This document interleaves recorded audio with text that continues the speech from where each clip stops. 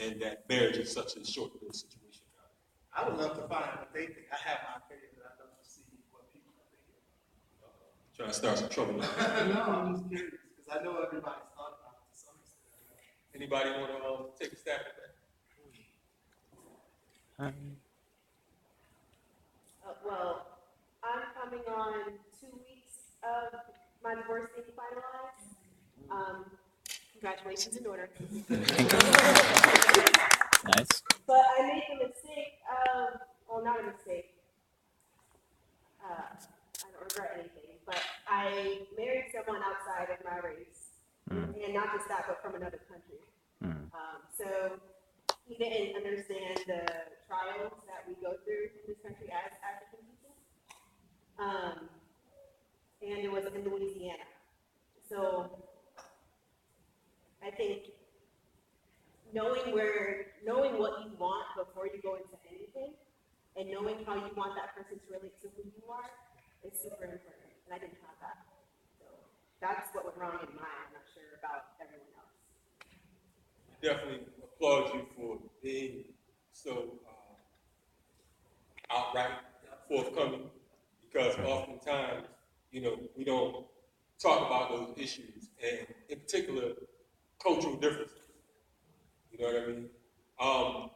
It is a difficult time. On one side of the fence, we're like, okay, boom, we're all a human family. Then on the other side, oftentimes we're the only ones thinking we are a human family. The rest of the world don't necessarily look at it like that. Thanks for all that. Black and China. Since you opened it up. Well, if anybody else wants to join in on that question, it's all good. But yeah. Well, I think we don't define relationships for our own selves, right? We accept the pretense or what people have put out for ages, what relationships are supposed to be. And a lot of those things are not answered or even delved into to understand what you're committing to. So most of the time we just commit to these empty boxes of what we call relationships and not really define what that relationship means for us, because for each and every one it's different. How I choose to be loved is different from how my wife, how she chooses to be loved. So we have to explore those things and just not accept these blanket terms of I love you versus, defining what does love mean to me and how I choose to give love. So I think that's part of the issue as well. I couldn't agree more.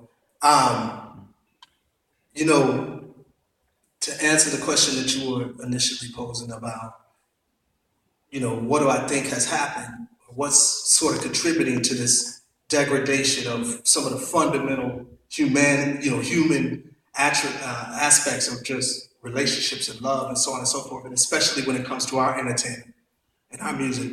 I don't know if you guys agree with this, but if you turn the channel to whatever genres of music, let's just use music instead of movies now, or you could say movies too, do you all agree that ours tends to be the most degrading of all the other genres, or does in a general consensus, do y'all agree with that? Or those of you that agree, put your hands up that you agree with that.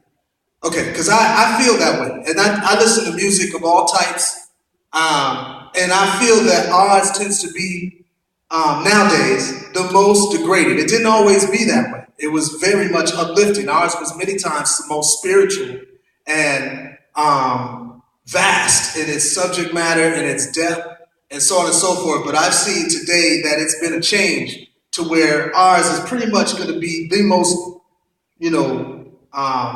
just down and dirty type of stuff that you're going to ever be able to get on any other channel. I'm not suggesting there's no other genres that go there, but ours seems to go there even more so. And I feel like there's a number of things that contribute to that. So if that was your initial point, I think that there's a number of things that contribute to that. One is that narrative of women being Jezebels and our black women, loose, Jezebels, not trustworthy, sex hungry, big butts and smiles, and that's about it. And that whole narrative has been painted of us for quite a long time in this country by other races.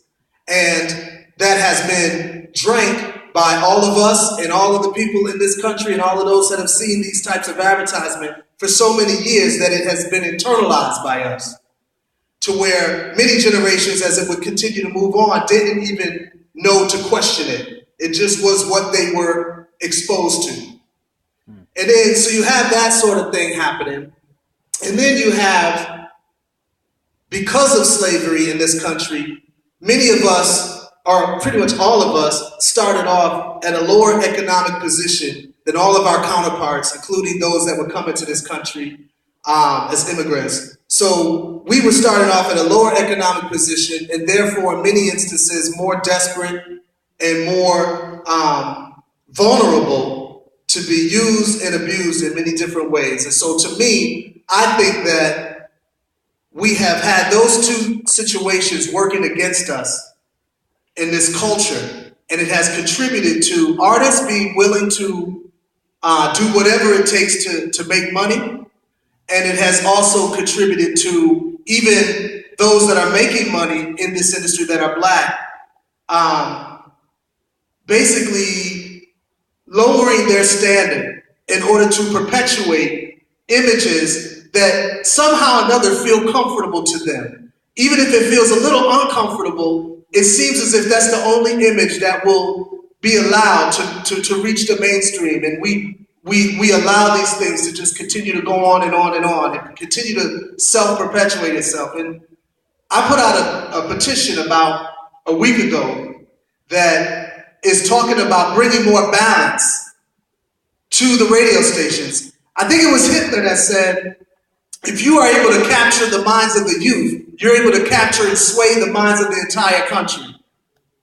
Well, that is exactly what's already happening now, where the youth, especially the newest generation, I have children, my wife and I have children that are 19, 22, and a lot of the youth weren't even connected to the conscious hip-hop that was spoken about by you about a Public Enemy or Poor Righteous Teachers. Many of them don't even know who they are. They may even be wearing this t-shirt of Public Enemy, but not know who the group is.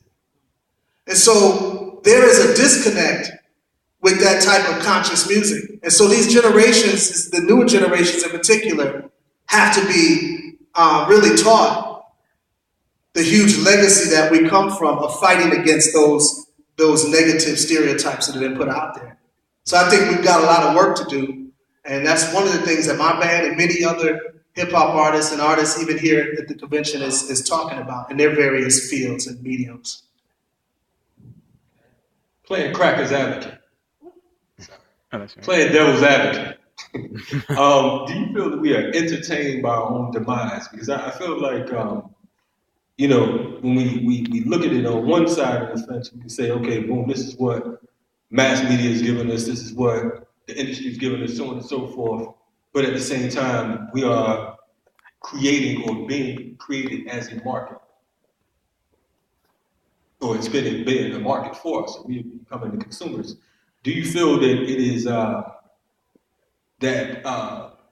because of our pain that we have internalized it so much that we actually crave the stereotypes and the negative? I definitely think so. I wrote a song called Trends on Arrested Development's album called Strong. And I believe that there was a huge transition in the late 80s, mid 80s to early 90s. We call it in the hip hop world the golden era of hip hop. But even in all entertainment, we had a lot of conscious entertainment that was extremely mainstream. Cosby Show, the biggest show in the entire United States, was a very conscious show. Spike Lee would Do the Right Thing and various other movies that he was making, School Days and Do the Right Thing and so on and so forth. Malcolm X, which my band did part of the soundtrack for Malcolm X. Even Boys in the Hood and even NWA's music, as far as some of their songs, were talking about various issues that were going on in Los Angeles that many people around the world didn't really have a clue was going on if you didn't know anybody in that particular area of Compton.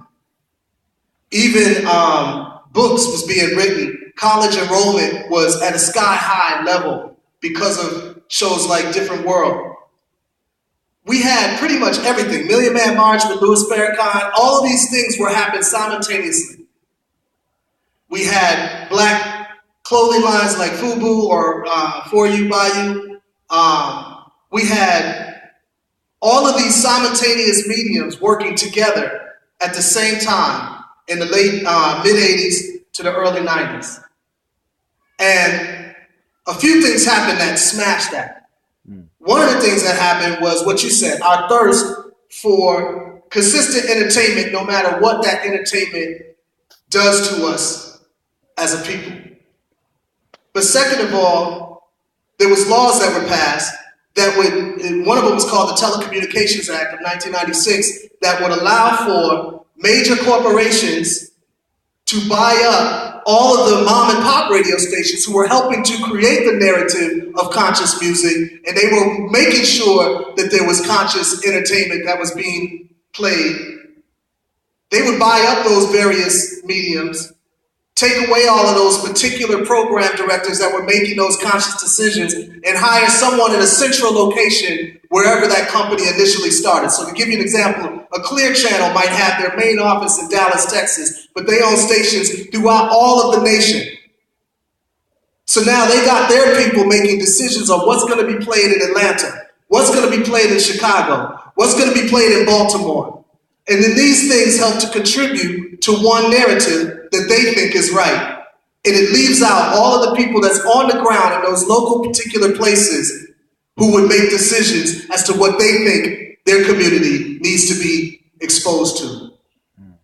So yes, I think that we as a people have to become more conscientious and help others to become more conscientious about the things that we're allowing into our bloodstream, in a sense. You mentioned the petition on adding balance to radio and music in particular, I believe. Right now, do you feel that just from a spiritual level, knowing that, you know, it's corporate funding, corporate push, so on and so forth, and listening to the music, it's like a big commercial with a beat on it. You know what I mean? Yeah, mentioned various brands. Indeed, indeed. So it's a strict capitalist run, right? But from a spiritual level, do you feel that petitioning to balance it out is advantageous? And I'm sure you probably do because you petition, right? Or do you feel it's at such a level from a spiritual thing, and this is just one particular tool you're utilizing to kind of put it to a slower run? I mean, do you feel that it's spiritual warfare with this, or is it just, you know, happenstance that such and such over here, he has the money, so he's pushing this nonsense? What's your... I personally think it is definitely spiritual warfare.